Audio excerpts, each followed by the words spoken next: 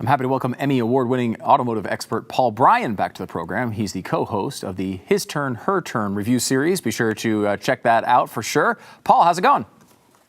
Hello, Mr. B, and welcome back. Yeah, thank you very much. Appreciate it. Can we start with, you watch the auto industry closer than anybody, and we're in the middle of this supposed transition from the combustion engine to electric vehicles. And to be honest, for a long time I was really skeptical this was ever going to happen. Americans love their cars, they love their combustion engines, and I just didn't think it was going to happen. But I mean, all these companies are telling me they're not making anything but electric cars come, let's say, 2030. Is that reality, and how is the transition going so far? Stu, I want you to think about J.B. Pritzker. Okay, get that in your mind. Governor of Illinois. Yes. And somebody comes along and says, JB, next Friday, we're going to start making 34-inch jeans. And those are the only ones that you can buy. What in the world is JB going to do when he's got a 58-inch waist?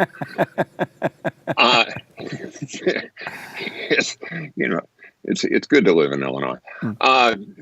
But the problem is that this whole agenda is being jammed at people, and the most important part of any transaction, the agreement of a willing buyer and a willing seller, is not being fulfilled. With all of the agenda that we've had, and all of the promotion that we've had, and all of the huzzah that's been going around this, we're still looking at 2% market penetration. People are not lining up to buy them. They still see a lot of problems with them. We are not in a position to charge the cars that they want to build on the timeline that they've got. Usually, if you order abandoned ship, at some point or other, you've got to feel that there's some lifeboats out there, someplace, and it just doesn't exist. And the abject stupidity that I see on this, you can look at a lot of different levels of stupidity in this administration, but from what I see, if stupidity on this issue were a crime, I would see Buttigieg and Granholm on death row. This is just, it's incredible to take a look at. We aren't ready for it, nor is the public asking for it. Yeah, it's interesting because, you do hear a decent amount of buzz of people. There is a certain section of people who really love Tesla and certainly are obsessed with Elon Musk and everything that he does. But it doesn't seem like the average person is going down these roads. Obviously, these are relatively expensive cars. One thing I'm fascinated about, though, is there is this thing that I sense, and I don't know if it's just my perception or what, but I thought there would be this battle between these big car companies that would come out and say, we're not going down that road. These people want electric. When they tell us they want electric cars, we'll go down that road. And I thought there would be this fight where they would protect their legacy. And yet I feel like the opposite is happening. I feel like they're going down this road and trying to just play along with every crazy environmentalist idea. And the fact that they're building the last generation of these combustion engines and announcing that and praising themselves for doing it, it feels like they're just as much on board for this as the government is. Well, the government's got the big boot in this conversation. And that's the problem. You have not just Tesla, but you take a look across the board. Hyundai has been building some wonderful electric vehicles. The Ford F-150, I just drove down in Central Texas here a month or so ago. Wonderful pickup truck. It's really cool. But you know what? The Ford Motor Company and all of the other manufacturers are sitting there saying, if we don't build these, it's going to cost us. And they have an ultimate responsibility to their shareholders to produce some money. And sadly, as we took a look at a story that broke last week, Ford, for instance, now is saying, look, we're going to have to cut some jobs here and put a whole lot of money into EVs, or we're going to be suffering fines. And It's rampant throughout the entire industry. There's some people building great electric vehicles. Audi is doing it. Mercedes is doing it. General Motors has a couple of good ones. Uh, even Jaguar, cars like that. But you're looking at a car on average with a cost of $68,000 to $70,000. And again, the problem with this is that you don't have people, while there is some additional interest in it, it's just not it's not at the level that they need to sustain or justify that kind of investment. Before we move off of electric cars, I want to, can you explain to us what's happening in the picture that you sent of a Tesla on the side of the road? This is an amazing picture. Can you walk us through this? To tell you the truth, I just saw it on Facebook yesterday, and it cracked me up. Here was a guy with his Tesla, and he was towing his. The poor guy went on vacation and found out one of the great truths of life, which is that if you're towing something, your driving range is going to be impeded somewhat. So here he is. He's got an electric generator on the side of the road while he's charging his Tesla. I hope he's some sort of Audubon Society member so that he can enjoy the flora and fauna while his car is burning fossil fuel. It's the way it always comes back to that. It's amazing. Because I don't know if anyone's ever noticed this. The electricity doesn't come from little elves in the wall. It comes typically from fossil fuels. And in this case, directly from fossil fuels. Yes, it's an astonishing thing, and while we could be building more new, we could be and we could be drilling for more natural gas. I personally think that the real answer would be in CNG, and we have ways of making that a whole lot more palatable to both the driver and the consumer, but.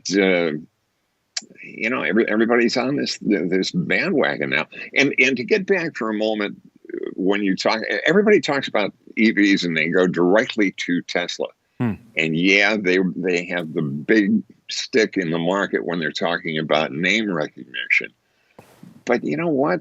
We who drive everybody's vehicles look at those and we go, are you kidding me? This is the build quality that they're putting out?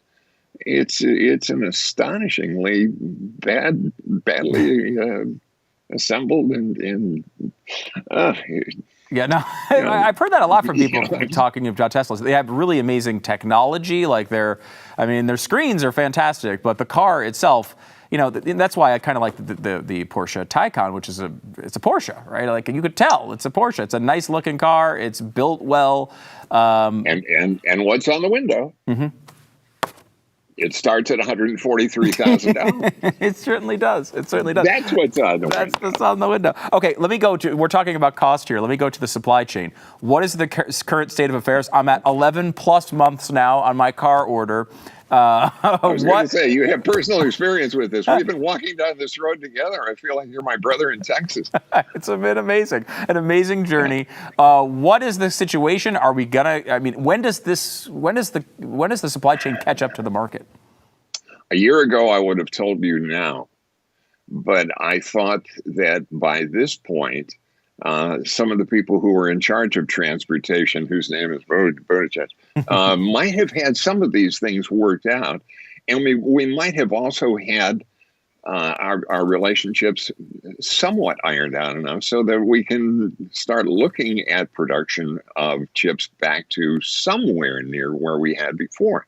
Sadly, we don't. If you did ask me this question 6 to 9 months ago, and I said, yeah, I'm looking around Q3 for this year. I'm hoping that by Q2 next year we'll be able to get back to it. It's really tough. There are fields, there are stadia who have parking lots that are filled with partially assembled cars because they don't have all of the chips to finish the car. And is it all chips? Yours might be one of them. Yeah, it probably is. Is it just chips at this point, Paul? Because it's not just the chips that go in the assembly lines, Stu. Remember that this is a big machine where everything meshes like this. Just-in-time delivery used to mean that something had to arrive at the assembly line around the week. Hey, Louis, can you get me this by next Tuesday? Mhm. Now they arrive within 15 or 20 minutes when it's humming. They arrive very, very closely to when they're supposed to be in the car. Well, you start doing that and you don't have the supplies from the suppliers, then it gums up the rest of the work. So they can't enter into the process of building that vehicle. It's crazy. It really is crazy. Last one for you here, Paul. One thing I have, Sure. I've not seen a car delivered in my world, and a lot of people are in the same situation where cars are taking longer and longer than ever before to show up. Yet the advertisement rate seems to be the exact same. I see tons and tons of advertisements to get me to buy a car that they can't actually give me. It's just, I don't understand it. What is the dynamic going on there where they keep spending the same amount of money on advertising, yet they can't actually deliver the cars? It's one of the great mysteries of life to me as well. I keep thinking that the marketing guys are sitting there going, hey, if we don't spend this money, then they're not going to give it to us next year. So, yeah, they're out there, and the dealers that I talk to are saying, I don't understand it either. I know on some of the local levels for the dealer groups, whether it's like here in Chicago, you've got the Ford dealer group, the Chevrolet, different ones, and they're replicated all over the country. Those groups have started aiming their marketing dollars at used vehicles. They aren't really hammering the new stuff, but there's two different strata of advertising that's going on. You've got the local stuff that's going on, and then you've got the other stuff that comes from Detroit or LA or Seoul or wherever it might be. So it is a mystery. It's a mystery. I will never understand it. It's so fascinating. Yeah.